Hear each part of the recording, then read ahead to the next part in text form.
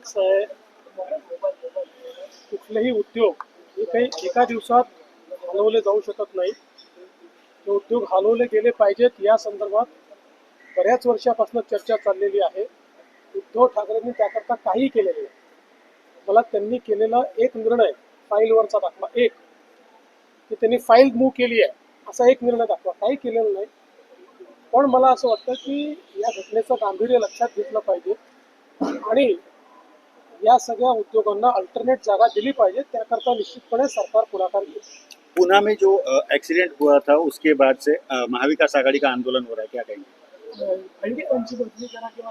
असं आहे की याचं राजकीयकरण करण्याचा प्रयत्न त्यांचा चाललेला आहे. या संदर्भात जी काही कारवाई पोलिसांनी केली पाहिजे ती सगळी पोलिसांनी उघडपणे केलेली आहे.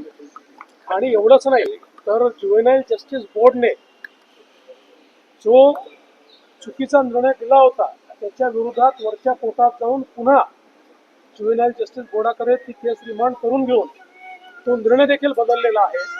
पहिल्यांदा पबचे जे मालक आहेत, मुलाचे जे वडील आहेत, यांना देखील अरेस्ट झालेली आहे.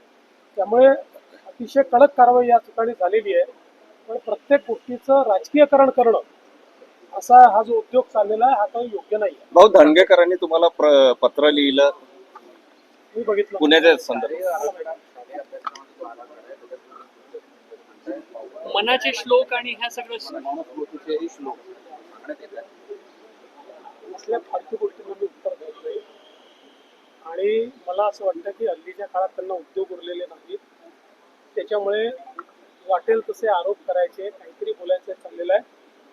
मनाचे श्लोक जे आहेत हे या महाराष्ट्रामध्ये वर्षानुवर्ष त्या ठिकाणी म्हटले जातात, ऐकले जातात, बोलले जातात.